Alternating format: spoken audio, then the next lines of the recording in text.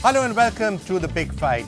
India and some cities in India in particular have by now got a really perhaps justified reputation for being among the rape capitals of the world. The number of attacks that are taking place on women, and we've been highlighting this issue month after month, year after year, but the incidents continue, which leads women to feel unsafe. And now there is a new dimension to that, which is a continuing attack and a spree of attacks on children, on minors. Maybe it's always happened, but it's been coming out more and more. It's being reported, and there have been some particularly brutal incidents in the recent past. So here on The Big Fight, we're going to be looking at what we can actually do to try and make this country and our cities a little safer for women, and specifically what can be done to make them much, much safer for our children. And we will, of course, look at the other aspect of it, which is that is too much being made of it? Are all countries in the world also unsafe when it comes to women? But we will also try and find some specific solutions of what needs to be done in India. And we've got a great panel to take us through all aspects of this. We are being joined by the Police Commissioner of Delhi, Mr. Basi, who's joining us. Thanks for being with us. We have Lalita Kumaramangalam, the chairperson of the National Commission for Women, with us. We have Maxwell Pereira, Joint Commissioner, a former Joint Commissioner, Delhi Police, who's taken a very close look at this in detail, and Dr. Kalpana Vishwanath, Senior Advisor at Jagori, is with us. Sandeep Mahapatra, who represents the RSS, speaks for them, is here. And we have a range of people from various political parties who are going to be telling us what the political establishment also can do to try and actually sort out what is and what should be looked at as a crisis issue for us. We have Juhi Singh joining us from Lucknow, representing the Samajwadi Party. Here with us, we have Sharmishta Mukherjee, a spokesperson of the Congress Party. Alka Lamba is with us, representing the Aam Aadmi Party. Deepika Sharma is with us from the BJP. Thank you all so much for being with us. Mr. Basi, why don't I start off with you? The situation that prevails right now, there is a perception that India and cities like Delhi in particular are among the worst places in the world when it comes to the safety of women and the safety of small children, for that matter. You see, I don't disagree with you as far as perception is concerned, though there is a gap between the reality and the perception. And I don't really blame the ordinary people for the perception, because as far as people are concerned, they rightly expect total security. And of course, our objective is also to ensure total safety and security of the citizens in Delhi. If I could actually interrupt you, Mr. Basi, are you saying that you're saying there's a gap between reality and perception? So are you saying the reality is that women are actually safe in India, they're safe in Delhi? You see, crime against women is a problem of mindset, the male mindset. Because most of the cases, when we analyze our crime data, we find that they are committed in private spaces. So she is not even thinking in terms of taking any precautions when she is interacting with such perpetrators. Dr. Vishwanathan, would you agree with that basic assertion? Yes, it is true. I think the data, our NCRB data, for many years has shown us, including research done by others, that in fact maybe even over 80% of rapes I'm talking about, not about sexual harassment and molestation, but actual rapes that take place, are the perpetrator is someone who is known to the victim. Now it is sometimes in the family, and what we probably have very, very, very low reporting is what takes place within the family. But what we are getting more reporting now is neighbors, uncles, someone in the neighborhood, somebody who walked by, some young men in groups who are doing it. So we are also seeing an increased awareness and increased willingness of both families and women to come out and actually report rape. Maxwell, the biggest problem, I guess, and the biggest danger with this is attacks like this can happen, and it's very difficult to prevent them. You can have as many police patrols as you want on the street outside. If a child is being attacked or a woman is being attacked inside the house, how would you do about it? True, what you said is, and I'll go back to your initial words, your introductory words. Most of this was happening before, not that it was not happening. It was not being reported, it was not being brought to light, it was being hidden, brushed under the carpet or hidden between the walls of the house. And this was the sad part of it, and the realization that the human body is being violated, be it of the children, and one didn't bother about children as such throughout. And India didn't even have a pedophile law. It is only recently that the pedophilia has been recognized, and this is becoming, and that's why the cases of child abuse are coming to the fore more and more. And I think if they're being reported and people are talking about it, I think that is something which actually revolves upon all of us. Yes, and now we need to go on talking about it, and we promise to go on doing more programs like this so that people become aware of what can actually happen. Absolutely, it is necessary, and it is. I think everyone in India should know child abuse is something horrendous. And I'm just going to, before I come back to all the members of the panel, I do want to actually introduce you to a lady whose identity is hidden, whose daughter was attacked when she was just 3.5 years old, and she wants to talk to us and share with us a story, and perhaps from her story we can try and get some sort of lessons. तो अगर हमारी आवाज़ आप तक आ रही है, हम बस आपसे पूछना चाह रहे थे कि आपकी बेटी के साथ क्या हुआ, घर में ही हुआ, पड़ोसी से हुआ, कि आपके शायद लैंडलॉर्ड ने कुछ किया? हम किराएदार थे, मकान मालिक ने किया था बेटी के साथ। मतलब हम उनके कमरे में रहते थे, तो मेरी बेटी 3.5 साल की थी, छोटी वाली, और घर में थी। क्या हुआ था? बच्चे का मेरे दोनों बच्चे का पेपर था, लड़की और लड़के का, बड़े वाले दोनों का। तो छोटी वाली लड़की 3.5 साल की थी, और उस समय पेपर था, ठंडी का दिन था, तो हम मकान मालिक के घर में रहते थे। तो अंदर का कमरा मकान मालिक का था, आगे का हमारा था। तो हम स्कूल लेकर दोनों को गए, और छोटी वाली बेटी को घर में छोड़ के गए हम। तो चाय और पराठे दे दिए थे खाने के लिए। तो मकान मालिक घर में था, तो मैंने बोला भैया जब तक हम आए थोड़ा देखते जाना, आप तो 9 बजे जाओगे ड्यूटी। तो बोले हाँ आप जाइए, हम देखेंगे, कोई बात नहीं है, आप आराम से आ जाना। हम गए अपना, तो पौने 8 बजे गए, और 9:15 बजे हम आए वहाँ से, स्कूल से आए। तो लड़की मेरी घर में, मतलब चप्पल बाहर पड़ा था। तो मेरे पति ने पूछा तो घर में है नहीं, दरवाज़ा खोले हमने, तो बोले घर में ही होगी, मतलब पराठा और चाय ऐसी पड़ी थी। तो मैं घर में ही होगी, तो कह रहे घर में तो है नहीं, चाय तो ऐसी पड़ा। तो आपको क्या उसी समय एहसास हो गया कि कुछ शायद गलत हुआ है? मकान मालिक पर आपको क्या तभी शक हुआ? कब शक हुआ? नहीं, उस समय पे नहीं शक हुआ। तो लड़की मेरी, मतलब उसके किचन में हम कभी जाते नहीं थे, ऐसे ही मैं उसके किचन में घुस गई, थोड़ा सा ऐसा लगा कि यही होगी करके। तो देखा तो फ्रिज के पीछे बैठी हुई थी, दबी हुई सी, डरी हुई सी। तो मैंने उसको उस समय शायद मेरे पति थे, भी इतना ध्यान नहीं है, पर मैंने उसको उठाया हाथ पकड़ के। मैंने बोला क्या हुआ बेटा? तो कह रही कि कुछ नहीं। मैं भाई यहाँ क्यों छुपी हो, अंकल ने मारा आपको? तो बोले नहीं। मैं कुछ बदमाशी की होगी, छेड़छाड़ की होगी, अंकल ने मारा होगा, क्यों डरी हो बताओ? तो कह रही कुछ नहीं। तो वो मकान मालिक आया ड्यूटी से, दोपहर में लंच पे आता था अपने बेटे के लिए खाना रखने के लिए, और खाना खाने आता था। आया और घर में गया तो वो मेरी बेटी दिखी नहीं, मैं बाहर बैठी थी। तो बैठ गया आके सामने। तो बोले दोनों बच्चे स्कूल में पढ़ते थे, बड़े वाले। तो बोले कि बच्चों को लेने नहीं जाओगी? तो मैंने बोला नहीं, मेरे पति जाते हैं लेने के लिए, मैं नहीं जाती हूँ, ऐसी सब बोली। तो बोला नहीं जाओ, ले आओ, कोई बात नहीं, आएगी तो मैं देख लूँगा, मतलब ऐसी कोई बात नहीं, मेरे पति लेके आते हैं। फिर लड़की उधर से आ गई, मतलब आ रही थी, आई, और मैं ऐसी बैठी थी, तो मैं साड़ी ऐसी सुखा रखी थी। बेटी आई और मेरी तरफ को आ रही थी, जब उसको देखा दीवार पे बैठी तो डर गई, वो साड़ी के पीछे छुप गई मुँह। बेटी को मैंने डांटा, मैंने बोला जाओ, कुछ बोल नहीं रही है, आज पता नहीं क्या हो गया, जाओ, वहाँ पिल्ले थे छोटे छोटे खिलाने के लिए, वहाँ खड़ी थी। वो उठ के गया दीवार पे से, उसको पीछे से उठा लिया, और पीछे से उठा के उसके कान में कुछ बोला। मैंने देखा, वो मुझे देखा करके, तो उसने उतार के बस कह रहा मैं जा रहा हूँ ड्यूटी। तो मैंने बोला ठीक है भैया। वो चला गया ड्यूटी। मैंने उसको बुलाया लड़की को, मैंने बोला इधर आओ बेटा। तो बैठी मेरे पास। मैंने बोला क्या हुआ, क्यों डर रही हो आज अंकल से? अंकल के पास तो रोज तो जाती हो, अंकल टॉफी दे दो, पैसे दे दो, आज क्यों डर रही हो बेटा?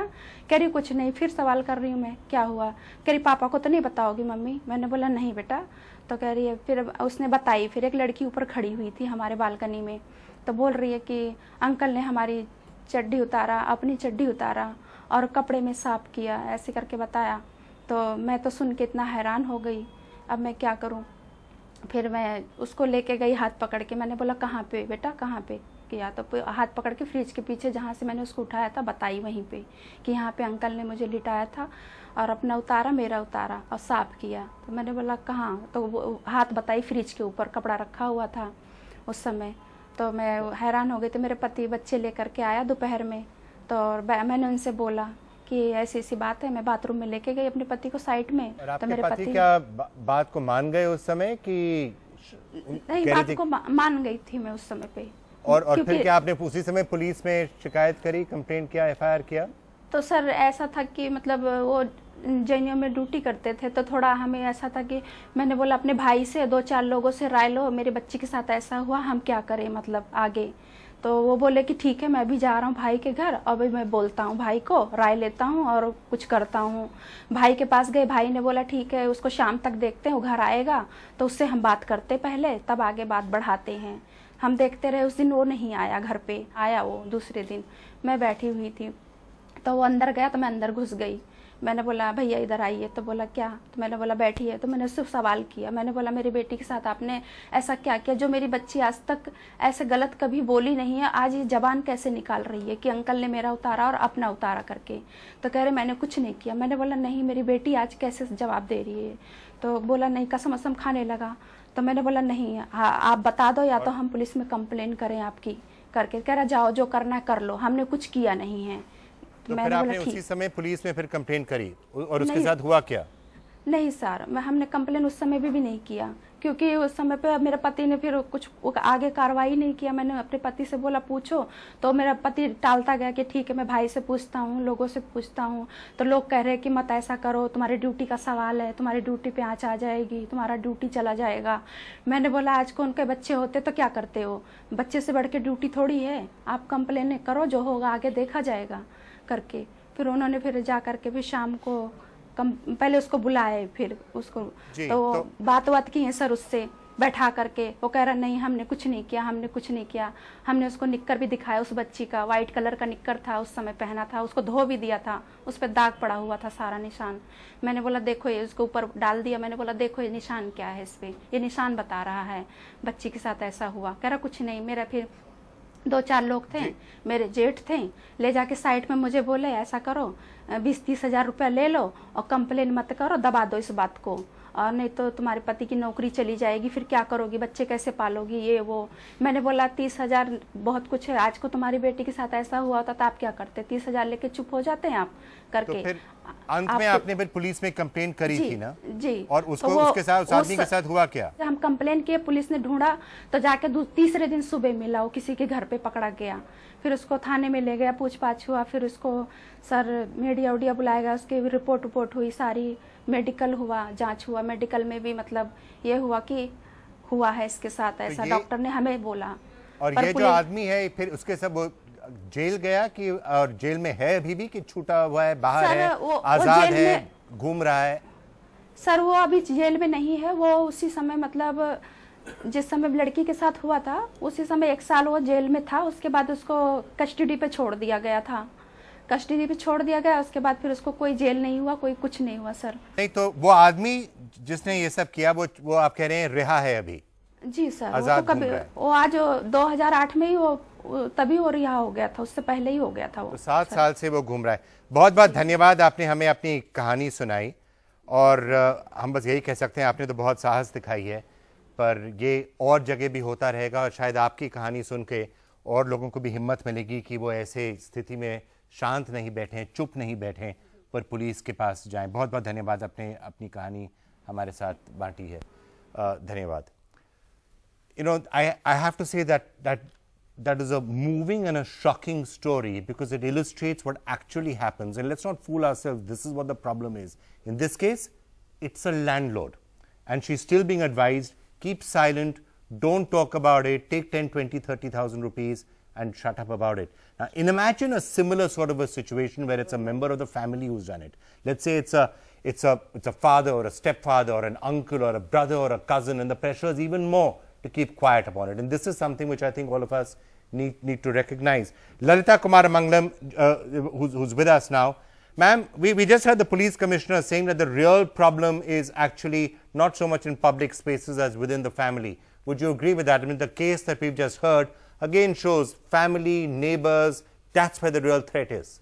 No, I totally agree with that. Most of the cases that have been reported to us of rape are also rapes committed by known people, uncles, friends, brothers, friends, you know, people who they see every day in their lives, and people often whom parents trust and leave their children with.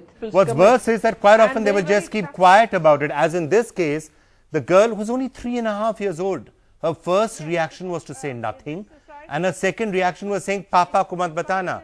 She's a 3.5-year-old child who's just been assaulted, and all she can think of is don't tell anybody about it. Exactly. You see, she must have been threatened. She must have been threatened and she must have been terrified. Okay. And parents don't know that, you know, don't even expect that somebody they knew so well could do something like that to their children. Dr. Vishwanath, does it boil down pretty much to that? Don't trust anybody with the safety of your child. You know, I don't think we should go there. I think what we should talk about is we should have that dialogue open with our children. We need to talk about it in schools. We need to have public campaigns. See, there's been silence around this issue. It's only now that people are actually talking about the family and the home as the site of violence. And once this opens up, we're going to get many more cases actually. We're going to have a lot more cases, and we're not going to know whether it's increase or just increase in reporting. How are we going to deal with it? We need a system that can deal with it. The police is part of it, but the schools, public campaigns, other institutions, families, play areas, the creches, you know, for lower middle class families, where do they leave their children? Like, she had to leave her child alone and go out. You know, we have to provide creches, like we see children on the roads in construction sites. Why is it not mandatory for construction owners to provide creches for children? So I think we need to look at a sort of institutional change. So, all right, let's come to some aspects of that. Now, you know, I know that the first thing will be, we have to change mindsets. Now, that's the sort of a thing we've been hearing for millennia, for centuries. I don't see when mindsets are going to change. So let's look at this from that point of view of, and she says, perhaps this has always been there. This is the demon that's always surrounded us. It's always been part of our culture. Maybe it's just not been spoken about, and now we're starting to drag the demon out from under the bed, as it were, quite literally. Yeah, correct. Like more and more such incidences are coming to notice, coming to the public view. I just going through as to how many legislations that we have in India dealing with child rights, and I couldn't count beyond 20. So there are more than 20 legislations that deal with child rights. The problem area is implementation. Number one is that, and insofar as incidences like this is concerned, the society also has a role to play. In our older times, and this I have seen because I come from a society like that, a village like that, you would remember, Vikram, and maybe other panelists also would agree with this. A teacher in a school, in a village, would command an authority. Maybe he is not the influential kind of a person in terms of money or power, but the moral authority that he exerted at that point in time. If he says something that, look, this is right and this is wrong, people would at least listen to that. So the point I am trying to make here is that in society we need to have persons like that who will stand up. Sadly, in a changing society and in changing societal structure, it is lacking. But you know, hang on. Before we say that it's the changing societal structure that is adding to the problems, to some extent, yes. That you're having a situation where you don't have the comfort of the joint family system, you don't have the comfort of elders with whom you can leave the children, they're more vulnerable. I get that part of it. Correct. But at the same time, it is very possible that in those societal structures earlier where you had large families, there were substantial assaults that were taking place within that family structure and were not being reported. Maybe you have a point there, but the point which I am making here is, if at all in those days something like this was happening, there are other societal pressure which may come upon that person. And how? Maybe because there'll be pressure to shut it up. Correct. So, but the point is that nowadays what is happening because of economic changes that is taking place, family getting to migrate from their native places, coming to a place like Delhi where everything is alien to them, getting used to a place like this. So in a scenario like this, the society around which they live or they stay, that has a role to play. That is the point. It basically boils down to Vikram, is lack of communication between parents and children. We have never in our society, in Indian society especially, how many parents talk to the children about sex? This has been taboo throughout. let alone Number sexual one. abuse. Yes, Forget yes, but certainly, sexual but abuse. even if they're not talking about sex, they should certainly be talking about No, what is the let me danger of elaborate. abuse, and you should be Let having me- that conversation let me- with children when they're yes, really young. Let me elaborate a little more. You know, in the Western society, the first thing a child is taught is your body is sacrosanct. Children are taught never to let a soul touch you. This is the first cardinal rule. Nobody should And that touch. should happen in India also. Lalita, Yes. Lalita Kumaramangalam, is that something that you think should very much be there, out in the open, part of the curriculum, have that out there? I mean, curriculum literally in schools, there is now some sort of sex education, but Absolutely. from the point of view of the protection of the children, is In this a fact, I think I conversation would that go one every step parent should further be having with their and children? say that it's not just good touch, bad touch. Nobody should touch you even in an angry manner. You know, it's not just merely about sex. A lot of children are abused in other ways too. And children need to be taught that nobody has the right to touch them in a way that they don't feel comfortable with. Okay. You can't teach a 1-year-old or a 2-year-old or a 3-year-old, I mean such a young child, about what a sexual touch is. But you can tell them that any touch that you're uncomfortable with should not be permitted, and they should scream and shout or bring it to the attention of their parents or to the elders who are at that moment overseeing them. But this is probably the easiest way to make a small child understand that something wrong is happening with them.